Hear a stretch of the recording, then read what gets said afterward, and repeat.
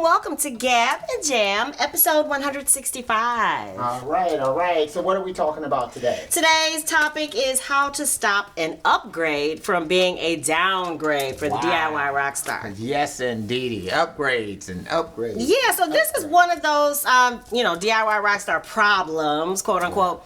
But if you've ever seen an ad, a product review, and even a testimonial for an app, program, or piece of equipment that promises to give you so much more than you already have, then you will know if you've been disappointed what we mean by making an upgrade or downgrade. We want to avoid that. So these are the 7 things to consider. Okay. All right. So go ahead. Start with the first one. Okay. So the things to consider when you're deciding whether or not to make that upgrade is we know that the promises are always really big.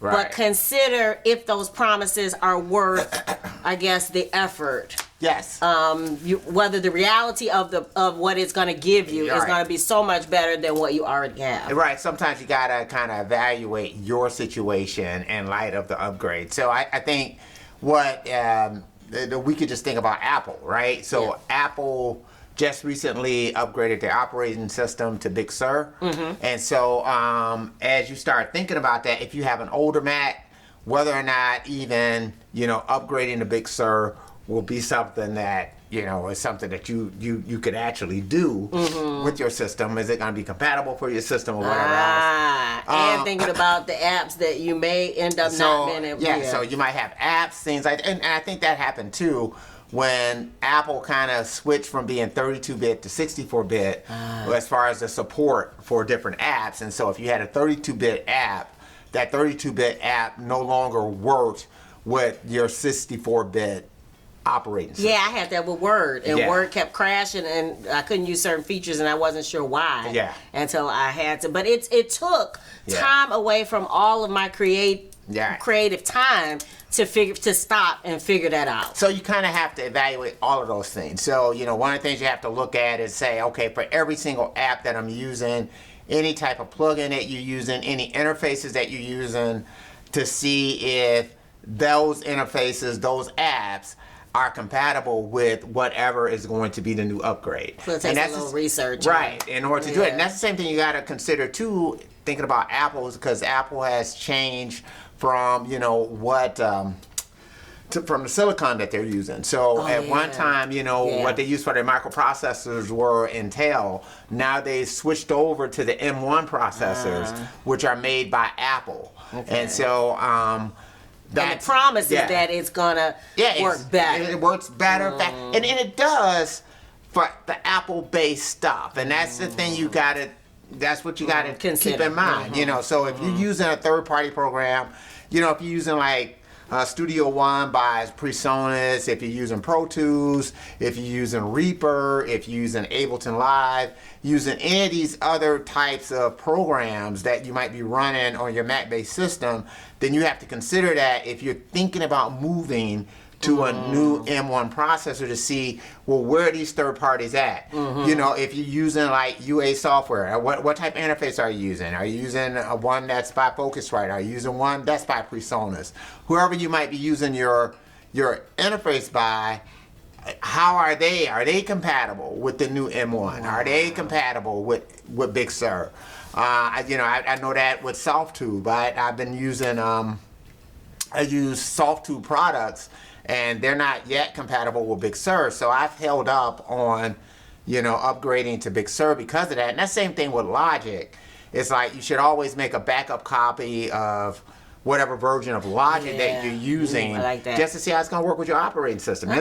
This is Apple's own stuff. Okay? Right, So, yeah. and that's something that I found weird too. When I first moved over, I bought our first iMac in 2013. Yeah. And that thing ran virtually like a machine. Yeah. It was as close to a tape machine as I've ever had any in any type of computer-based thing work. I never have I had. I mean, I could count the number of crashes that I had. And even when I did have crashes, after a while, I was able to trace those back to being some type of error that I made. Yeah. Right? And it was just awesome. Right. And I would say up until they moved up to Catalina, everything was great. But and then at one time, too, I was able to communicate flawlessly between my laptop, Devices, which was upstairs, yes. and I could access my hard drives, all the stuff on my computer that was down in the studio. Right. And so I can go back and forth between them without having to physically move anything. Yes. Just go in between them. I would say ever since Catalina, I haven't been able to do that anymore. Yeah. And even AirDrop, it's been a little bit of a hot mess. It's just been horrible. And Things this is that Apple used to- doing Things that their used own to stuff, work right. well, Yeah. used to be, and it was a luxury that we had grown used to. Yeah, that's So, same thing. I now my Mac crashes more than what it did before since I've upgraded my Mac. It has not been as stable as it had been in the past. And some of it has been upgrading to different things. Trying to get that promise. Right.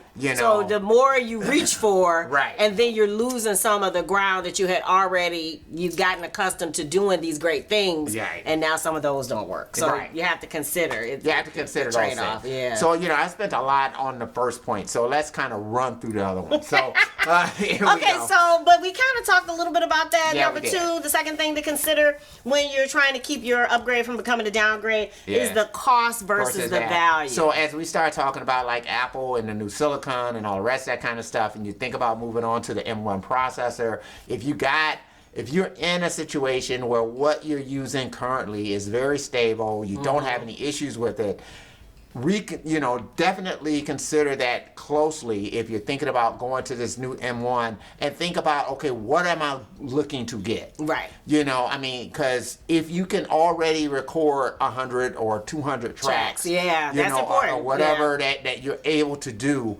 what is the zero-sum game that you're looking to get out of going to this M1 processor? What is it that your current system isn't doing that you're looking to achieve? Now, if you're having issues with your current system, if you're finding that it's crashing more and those type of things, I would still say maybe explore if there is more or less software or some other type of thing that you can do. Fix or something.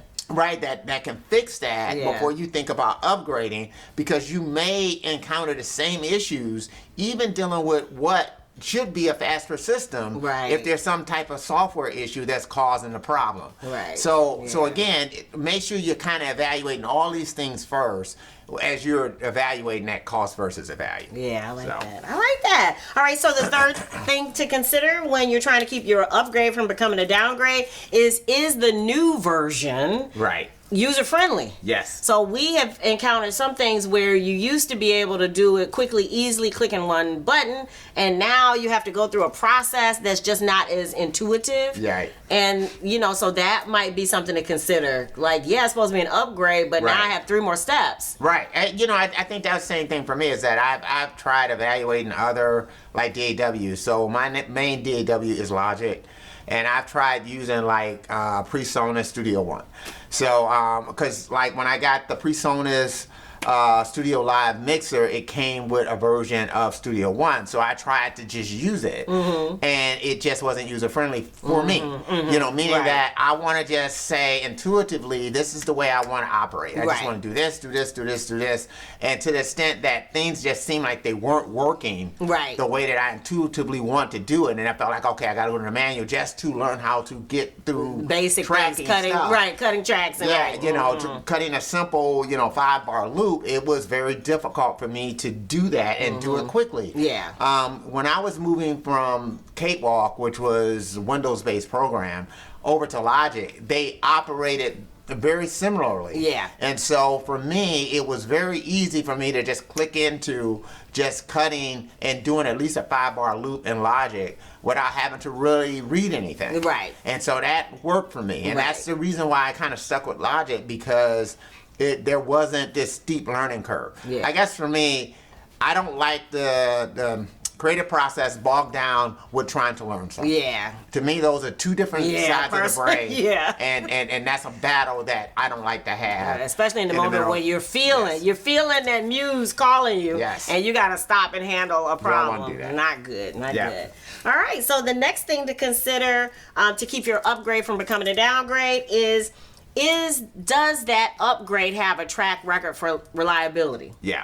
So we know for sure that at least the Apple things at least had a track record, which is Yes. the reason why we Yeah. switched to them in the first place. Right. But there are some other things that, and I don't know if you want to put anybody on blast or anything, but I'm thinking something like Melodyne or something where you thought maybe they had a track record, but you Yeah. didn't research it. Yeah. You know, and because sometimes if you just do a Google search about whatever that product that you're trying to upgrade to, you will see a flurry of issues before you even go down. That's before, true. Before you That's true. even try it. Yeah. Before you even get to usability and any of these Right. other things. If everybody and his mama is having problems with it, Yeah. before you even touch it, then it's probably not something to go near until they work out some of those kinks. Yeah, and sometimes it's good to kind of do that. And then there's certain things you just might not get it until you actually get a hold of the product. Yeah, that's I guess true, for me, because, and it's a whole different video, but, I've used, like, for pitch correction, I've used Melodyne, I've used Logic's own version. And I tell people, now, knowing that I do have Melodyne,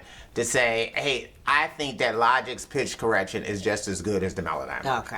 Just to me, I mean, they both have weaknesses in different areas, and that's where sometimes I go between the two of them as far as how I use them, because Melodyne is better in some spots than, Logic's version, but Logic's version comes with Logic.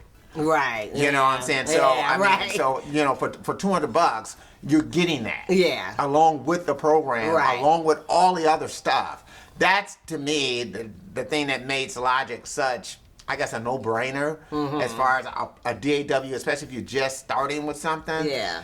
It's a no-brainer. Not only that, you get a test version of Logic for free called GarageBand. Right. that is in I was about to say, that's with all your I Apple. use, So yeah. you could just actually just start off with an Apple product and just start With off your with just phone or GarageBand right, or your iPad, and just whatever. work with Yeah. GarageBand for a minute Yeah. and say, hey, do I like this? Yeah. To even evaluate whether or not Logic is worth the upgrade. Yeah. I like So, that. so in that sense, that, I mean, you definitely want to do that. And I just say this, and I would say that with the M1 processors, that's why I would say wait before you buy one of the new Apple computers with the M1, because you do want to see how this is going to shake out. Yeah. Just to see how, as far as the backwards compatibility. Yeah. See what people are saying about it. See if, hey, people who are kind of similarly situated as me, using older software with this new M1, that How's it they're working getting these out? great results or Yeah. whatever else. Yeah. And then just like what you're saying, maybe you want to just do just a Google search, problems of using the M1 computer and Pro Tools. Yeah. If that's Just your to DAW. even if you decide it's worth the risk, at least you kind of know going into it if something's what acting the potential issues are, yeah. and what the potential solutions are. Yeah. And then again, you can weigh those things. Yeah, I like that. All right. So the next thing to consider when you're trying to keep your upgrade from becoming a downgrade is, do you have a fallback in case the upgrade is not living up to its promise? So for computer-based stuff, always create backups. Yeah, and the thing that create your own backup, because that time machine we have found again over the years, time machine that comes with Mac does not work the way it's supposed to. Not all the time. Right. I've had time machine backups that just did not work. And mine just never keeps working on time machine. I have it set up, but it's like, and it used to tell me, oh, you need to do this. Right. It's been 2 weeks or it's been a month or whatever. You need to hook up that drive. Now it doesn't even tell me, and I don't know what I've done. I don't think I've set anything differently. So again, sometimes the more you upgrade, I moved on operating systems, I'm thinking it just changed something. And so I don't think a time machine backup. So if I was getting ready to do something, I would set one up just for getting ready to do something new. And so always make sure you do that.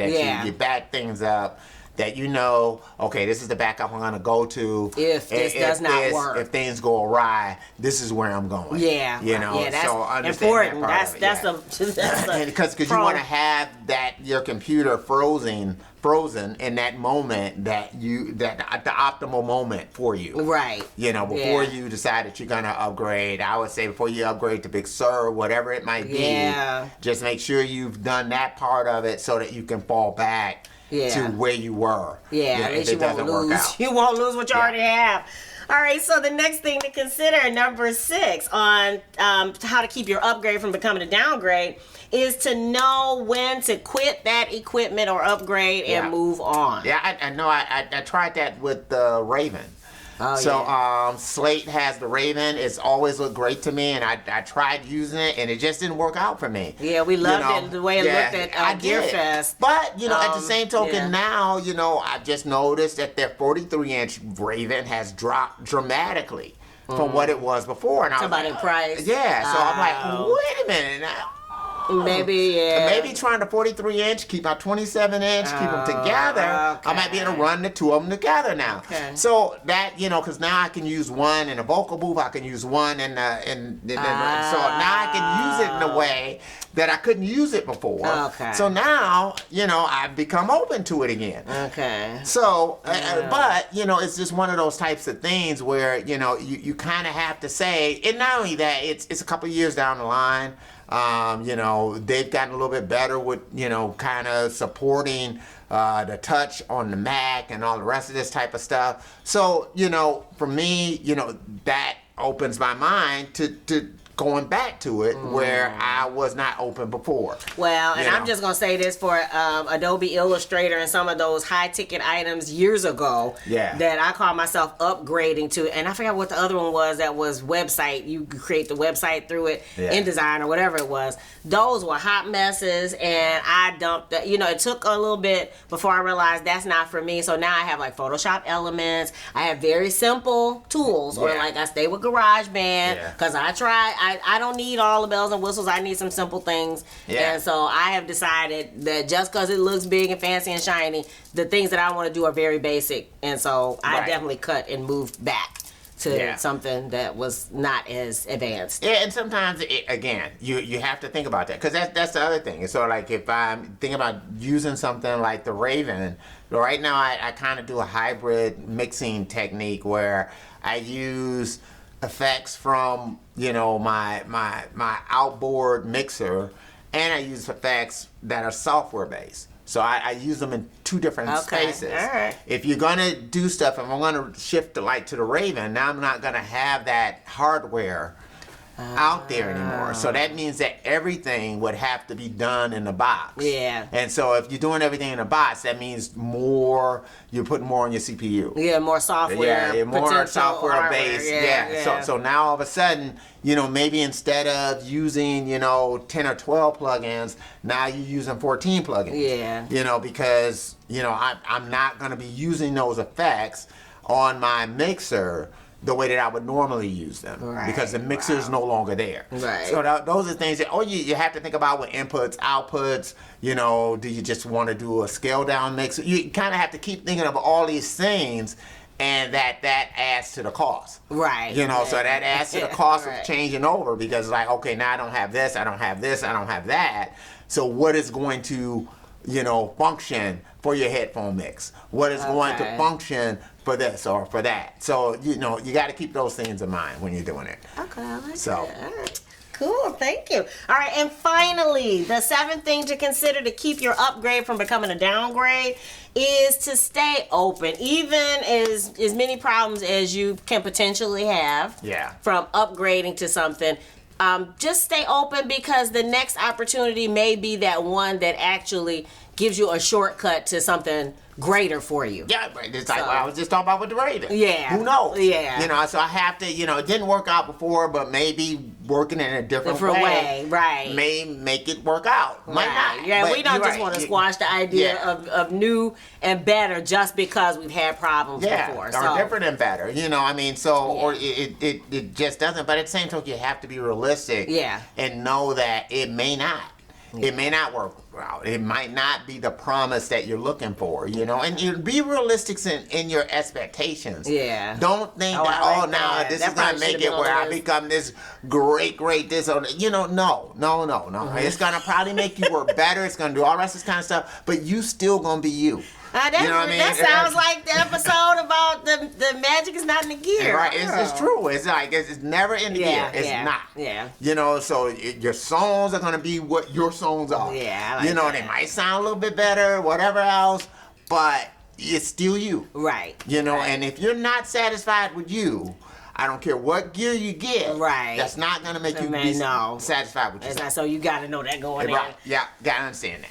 And I know this episode, if you've ever been down that rabbit hole where you had all these high expectations and then something let you down as far as the upgrade, we know this only touches the surface of your frustration, which is why we want to throw it open to you. What do you think? When has an upgrade lived up to the promise and revolutionized your product, your output, and then when has it not been so well? We want to hear your stories. Your stories will help make us all better users. Yeah. So make sure you leave it in the comments below. Yeah, and of course we're doing Sugar Fit. Yep. We got new t-shirts. I will be putting the links in our description below. Yep. And we have it available where? Bandcamp is available on Apple Music. You can stream it on Spotify. You can stream it on Amazon. You can get it from Amazon. Yes. You can stream just any of your streaming services you can get it from. And of course, I think I did just say Bandcamp. And of course, you can stream through Apple Music, Tidal, wherever that you might want to do it. Yep. Also, CDs are available at CD Baby. Yep. And at Bandcamp, and we are doing a vinyl campaign. So if you're interested in the vinyl and pre-ordering, you can get the 2-disc set of vinyl. The link is in the description below. Yep. And as always, if you dig the vibe and you want to be a part of the tribe, be sure to subscribe. We're wishing you love, peace, and chicken.